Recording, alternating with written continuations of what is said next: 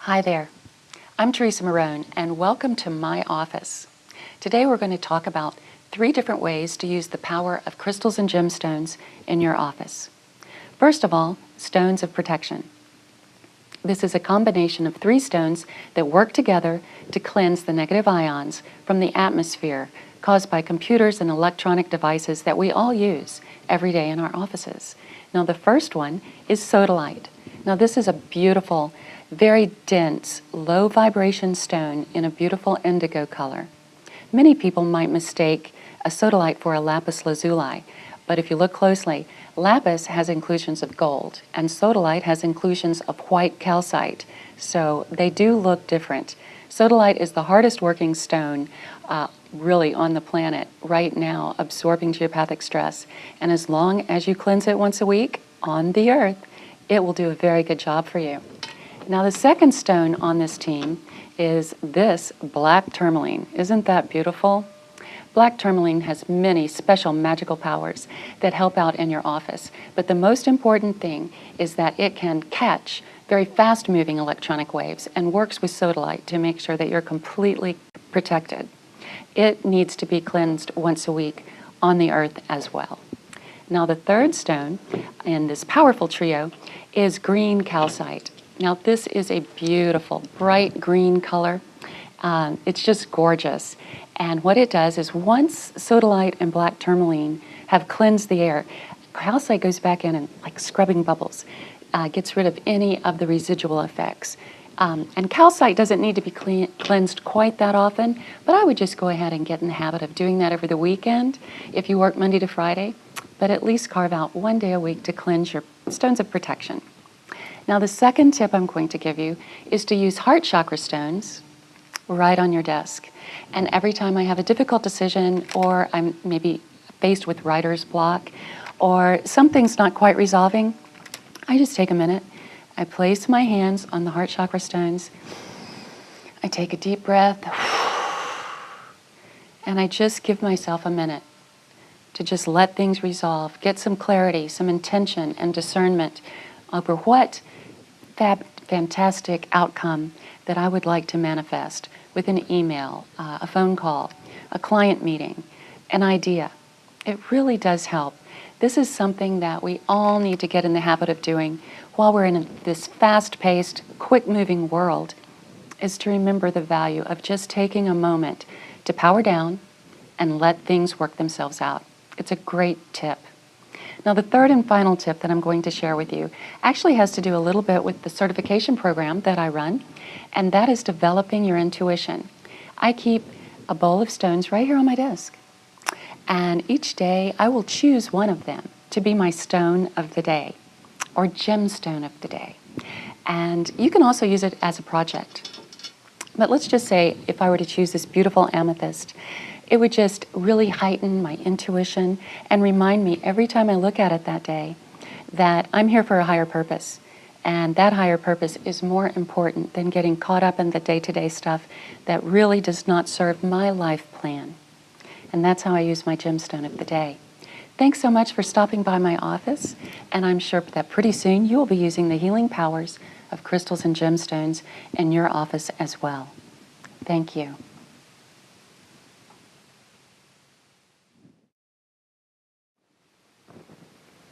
Hi there. Your home is a sacred space, and there's many ways that you can use the power of crystals and gemstones to hold a vibration as kind of an accountability partner. A beautiful crystal or gemstone can actually hold an emotional place for you that, with practice And by using these stones over and over, you can actually enter into a whole different state, like a meditative state, simply by accessing the vibration of the stone. Now, many of you have heard me speak about creating this beautiful indigo room in your third eye chakra. Well, let me show you the stone that I use to hold that space for me. This is a piece of lapis lazuli, one of the most intense third eye chakra stones that you can use. And this is always in my meditation room, holding that space of a deeply meditative state to access the spiritual side, the spiritual nature of my humanness. That's what I feel is the most refreshing thing that you can do. 15 minutes a day, what you want to do is just try to enter this space. And when I see this stone and when I use this stone, it just right away puts me into a different state. Now, crystals are very good for this too. Let me show you a couple of my favorites. First of all, my generator crystal. I use this stone in my meditation space as well, and it holds the space for me, or the vibration for me, that my entire room is completely clear of any negative energy. And after you do this for just a little while, let's say give it 6 weeks, you will start to feel that the minute you enter your sacred space, you will feel different. There will be a change that comes kind of subconsciously that you don't really have to think about, and it's very refreshing. So that's how we create sacred spaces in our homes. Another crystal that I'd like to show you is my Lemurian wand. Now, this crystal is very beautiful, and the thing about the Lemurians is they hold all of this information that you can access. I'll show you exactly how I use this. I place it at the base of my first finger, use my finger here, and just hold it. Now, as you kind of rub the ridges on it, and if you are in this deeply meditative state, and you're wanting guidance, or you've set a strong intention for your meditation, this is the crystal that I would call my go-to crystal to get me from one level to the next, or to bring about a positive transformational change. Lemurian crystal wand. It's wonderful. One more. This is a smoky quartz crystal. And if you know anything about the chakra energy, you would know that this is base chakra, the smoky quartz end, and then the clear crystal end is quartz crystal, which is crown chakra. So this is a stone that can get you all the way through every chakra energy very, very quickly. That would be an excellent thing to do if you'd had a very intense day to completely change gears for the evening's entertainment. So, thank you for visiting, and I suggest that you get yourself a crystal or a gemstone for your meditative state. People ask me all the time what kind of crystals and gemstones that I use in my home in order to raise the vibration and make everything feel fabulous. So I wanted to show you a couple of my favorite stones for environmental programming in your home. First of all, I use some amethysts at the front. These are kind of beautiful amethyst chunks and clusters that add an amazing feeling of calmness and intuition and being able to feel what other people in your home are feeling. Paired with a citrine like this, it gives discernment and clarity and the kind of beautiful feelings that everyone would want to have at a dinner party or when you're gathering for a family event. Amethyst and citrine are the two best combinations for environmental programming in your home. Another good choice is a crystal ball, like this. A crystal ball, by its shape, is going to facilitate the circle of life and send its information and its vibration in all directions at once. Really raises your vibration of your home. Using the healing power of gemstones for your yard and garden gives a feeling of fun and whimsy with crystals and gemstones for your plants. For example, this is an example of how I use gemstones in a hanging plant to kind of hold energy around the entire area where I have my vegetable garden and my beautiful garden. Other uses for gemstones in your garden are fluorite for your herb garden, or you can hang a beautiful crystal by your hanging plants. Now I would like to share with you some of my special gemstone therapy tips and some of the actual stones that I use in my gemstone therapy practice. Many gemstone therapy sessions start with a traditional chakra layout for chakra balance. This is an example of a chakra layout set. The red stone is the cherry agate, here. This stone is for passion. Passion for any creative pursuit, of course, but someone who's not feeling quite as energetic or ambitious as they want, cherry agate's perfect for that. Then we go into orange jasper. Now, this stone is a very stabilizing force, and actually I would use an orange jasper for someone who can't really settle in to a particular set of circumstances. Someone who's still trying too many things. You've got to settle in on one. Then the citrine. This citrine is fabulous for just balancing out that solar plexus chakra. Digestion, too nervous to eat, brings you right down. Then we get to the heart chakra stone, and this is pink kunzite. Pink kunzite is a very high vibrational stone and gives you confidence. It gives you more self-love and maybe the little extra boost you need to set that diet and exercise program or ask for a raise. Then we get to aquamarine. Now, this very gentle but powerful stone is very, very good if you're giving presentations or, anything where you're in front of a crowd. An aquamarine is perfect for someone who is involved in a religious or spiritual type pursuit as well. Then we get to the third eye chakra, the indigo ray. This is lapis, and it is the go-to stone for anyone who is achieving or attempting to achieve a higher level of intuition. Finally, we get to white topaz. White topaz, or colorless topaz, as they call it, is excellent for crown chakra work. The combination of all these stones put together will balance your chakras and get you more in tune with what your next pursuit should be.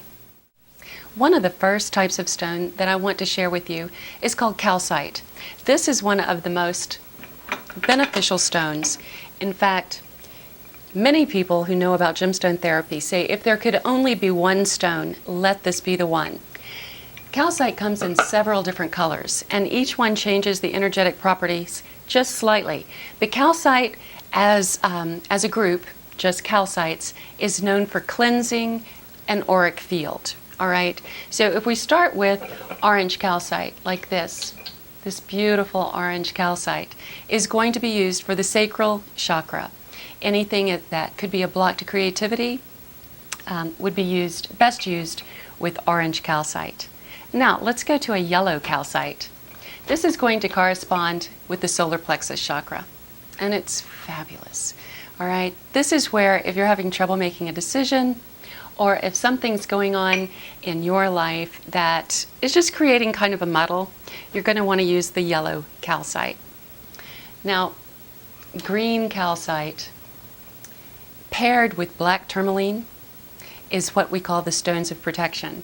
Those are the go-to stones to use in your office for the geopathic stress. Black tourmaline paired with green calcite, it's just a fabulous combination. And now the blue calcite. Now this is the one for someone who's been having trouble saying their truth, someone who feels that they'd like to share something with a loved one that may not make them happy. Blue calcite is the stone for speaking your truth without anger or confrontation, but still being very, very clear. And finally, we get to clear calcite. This is an excellent piece of clear calcite. This is for any blocks to spiritual guidance and to get you truly, truly on the path, especially if you've had some difficult news or a difficult year. This is a great stone to start working with if you'd like to change your finances around, start into a new field or a new set of circumstances that works for you more with abundance. Start with calcite. Now let me introduce you to my rock stars. We're going to start with ruby. This is a ruby on its original matrix. This is how they're formed. Isn't that a beautiful stone? Ruby is the most compassionate stone that there is. It's the highest vibration of the red ray. This ruby, just looking at it makes me feel better. Now we're going to go to an imperial topaz rod. Still on the crystal that it was formed in. Isn't that an amazingly beautiful thing? Now, a rod, when it's formed that way, is to get you a straight line.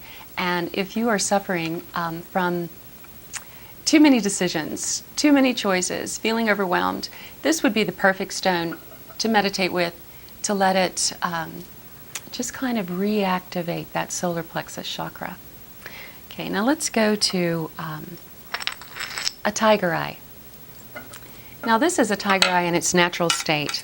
I like for everyone to always see what these stones look like before they're touched by man. This is a slab of tiger eye. I hope you can see the beautiful fire in this stone. It's lovely. And this is a bloodstone in its natural state. Bloodstone is my favorite personal stone. And after you get your bloodstone in the raw state and you start to polish it and tumble it, it becomes an amazingly beautiful form of jewelry. Now we're going to go to an amethyst. This is an amethyst point that's very high in color, and an amethyst cluster as well. See the difference? This was a point taken from a huge amethyst cluster. See how deep it is, the color. And this amethyst cluster is a little gentler. It's going to work at a little slower pace because of that color change. This is lapis. Now that lapis is, as we've said before, it's the go-to stone for intuition, but it also can set you into your workshop, the type of workshop that you set up in the spirit realm for you to achieve, create, manifest, transform. This is the stone to use for that type of pursuit when you're working in your inner work.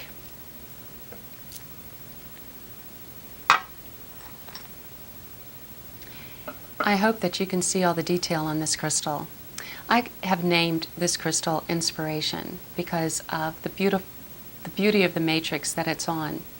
I bring this crystal with me to many of the classes and the speaking engagements that I have because it just transforms the entire room with its power and its beauty. Inspiration. And the last stone I want to use today is called blue quartz. Now look at the color. It's slightly different from the celestite, slightly different from the aquamarine. It has a very distinctive color, blue quartz, and it is a calming, very beautiful energy of a stone. And I would use this stone for anyone who's nervous, grief, separation anxiety, that type of thing. All the facets in your life are occurring in all of your chakra energies all the time. Start meditating with my system and go through all the chakra energies each week, one for each day. By using this method of intentional meditation, you clarify your intentions and give yourself the time to start purposeful habits. Hi there, I'm Teresa Marone, and I'd like to invite you to join me on a journey full of joy, with people just like you, healers, teachers, and seekers, looking for better ways to communicate and to connect with each other and also with the entire planet, because we're becoming a planet that can communicate so quickly, and it's so beautiful. So join us today and find out if this is the online community for you. Hi there, I'm Teresa Marone, and if you're interested in my professional certification course for crystal, color, and gemstone healing, then I'd love to give you a little bit more information. My background with the gemstones and crystals goes back decades. I've been working with these beauties, these rock stars that I call my special friends, for many, many years. But it was only about 6 years ago when I was studying energy medicine that I realized what a perfect complement this is. And that started my journey of studying crystal and gemstone therapy for over the centuries even. The first recorded gemstone therapists were in ancient Greece, but many of us feel that it really started back in the ancient civilizations of Lemuria and Atlantis. So that's a pretty good pedigree for us today in this time, in modern times, to be looking back that far. I really feel that the gemstones and crystals carry a vibration that transcends time, and that's what I teach in my professional certification course. We start off with the beginner level. That's a 2-day course. The second part of the certification course is advanced. It's another 2-day course. And after that, there will be many master courses for things that pertain to specific aspects of gem and crystal healing, such as accessing the Akashic records, time travel, and, well, you name it, and we can do it with the vibration of the stones. Now, people ask me, how does this work? And I want to let you in on just the basic idea. First of all, a professional gemstone healer is going to be very, very aware of all the different properties of many different stones. That's where we get started. Then we learn how to listen to our client when we're doing our intake form. We're listening on several different levels and getting a true intuitive read on the vibration of the words that they're saying to us, the words themselves and their meaning, and the body language and how the person is really truly feeling from their heart and from all of the chakra levels. After that, a good gemstone and crystal healer will do what I call the triangle of trust, and that is to match the property of the gemstone with the symptomology of the client, but the triangle comes when you use your intuitive sense, because sometimes the properties of the stones and sometimes the symptomology takes you in a completely different direction. And gemstone and crystal healing is the best way that I have ever found to heighten and get in tune with your intuition. That's what the classes are really about. The stones help and the client is benefited, but what you're really learning to do is clue into your intuitive sense by using these stones.